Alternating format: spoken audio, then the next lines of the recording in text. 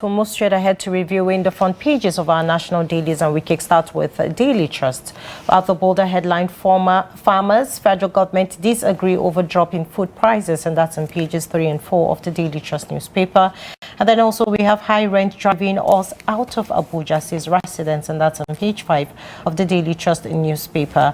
Killings, Nigerian Muslims also victims, Vatican Cardinal, and that's on page 6 of the Daily Trust newspaper. And 5 teenagers die in Gombe boat mishap, and that's on page 42 of the Daily Trust newspaper.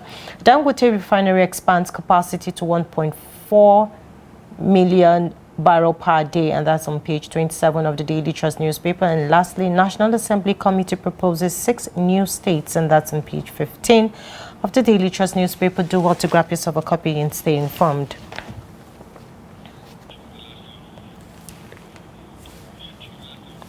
All right, next up we have the Punch newspaper right in front. We have 500 generals forced out despite rising insurgency under Buhari and Tinubu. That's on page 2 of the Punch newspaper. At the top left, we have 2027 Aburi OTLP factions at war over OB-ADC pact. That's on page 44 of the Punch. We have economic recovery has begun, says Edun. That is on page 35 of the Punch newspaper. Delta deploys Airbus A330-900 Neo on Nigeria route. That is on page 35 of the Punch. CBN pumps $1.25 billion into fuel import, others in 3 months. That's on page 31 of the Punch newspaper. 5 pregnant Ondo girls rescued from baby factory. That's on pages 4 and 5 of the Punch. Soludo's 1 million naira promise for voters to curb apathy. Apuga, that's on page 44 of the Punch newspaper. Make sure you grab yourself a copy and stay informed. All right, joining us this morning to review the front pages of our national dailies is a former news director, Voice of Nigeria, Ben Shaman. Thank you for joining us this morning.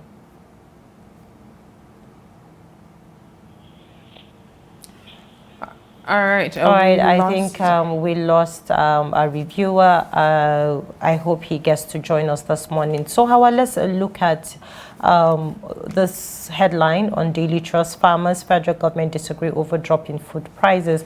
Now, the farmers and the federal government have disagreed over the recent drop in prices of food items across the country. And, many of the farmers and the associations who spoke to Daily Trust cited what they describe as a massive importation of food items recently approved by the government as a cause of price crash. So, how do you perceive everyone this? is disagreeing with the federal government when it comes to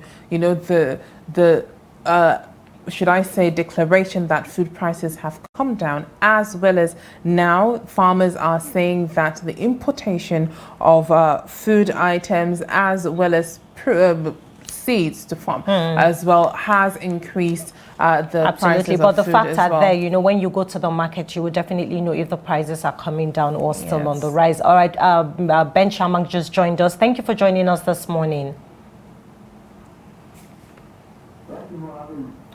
Okay, so let's get your overview concerning the bolder headline on Daily Trust that says farmers, federal government disagree over drop in food prices. I mean, it is one thing that most Nigerians don't accept from the federal government, to say that, prices of foodstuffs are on the low. But then when they go to the market, they get to find out that, Hello, can you hear me?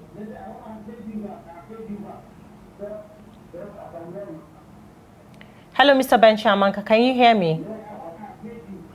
All right, then let's start off with Daily Trust. Farmers, federal government disagree over drop in food prices. I mean, this has been, an issue.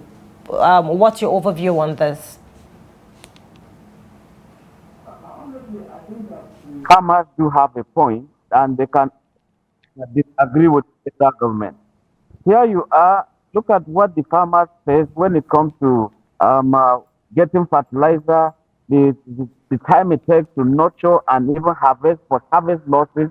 And government will want to make some political ways by simply easing out importation. People just import food, and therefore prices are bound to crash when they do crash, the farmer is at a loss, and that's why today the federal government and the farmers are at a loggerhead. I think that the farmers are right, even though you could see some elements that the prices are going down, but again, they have to count their losses as to how much a bag of fertilizer is or was during the farming season, and what it takes to even farm to have a bag of corn, for example. So I think that the farmers, I'll go with them. I'll queue behind the farmers.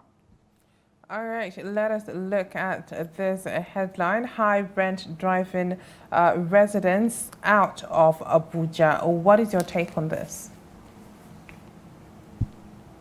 Yes, what government has failed to provide is what they call massive housing for low-income workers. And that is why people come in, federal workers, those working with FCT and even private workers. You see that they troop into work in central business areas in Abuja. But in the end, you see them trooping out to either Gwagwalada or some go to Nyanya Agis. And that tells you that government is not really quality. Government is failing. Recall that every government that comes to always give land what they call for low income earners, but you don't see those constructions taking place. And unfortunately, too, there are places where you find people just go do construction. In the end, the bulldozers are on. What Wike is doing today is simply telling you, they say, look, we have to adhere to what they call Abuja Master Plan. But the Abuja Master Plan must also have what they call the human face in it. So it's not been done today, and that's why today, as we are talking, you can see the push and pull factor. In the morning, your house is pushing you out of the house, go and walk. And in the end, when you have finished walking, office is pulling you. Look, go away, go to your house. And so you now see this continuous traffic jam here and there because people will have to look for accommodation where it is cheap for them.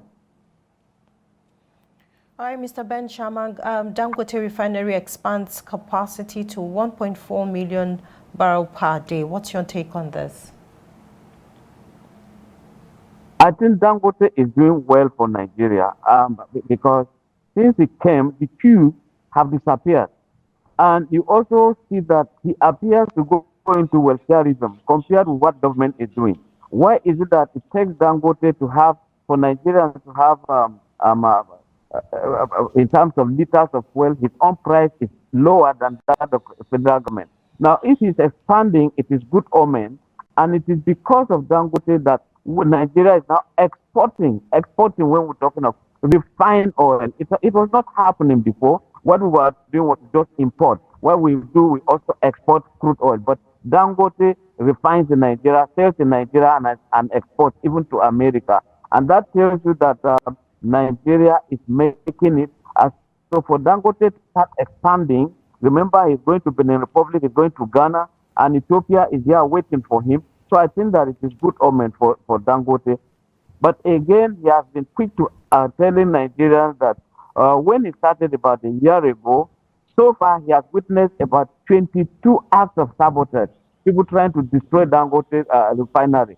And that is why people like Pengasson Nupeng must have to be questioned in all of this. All right.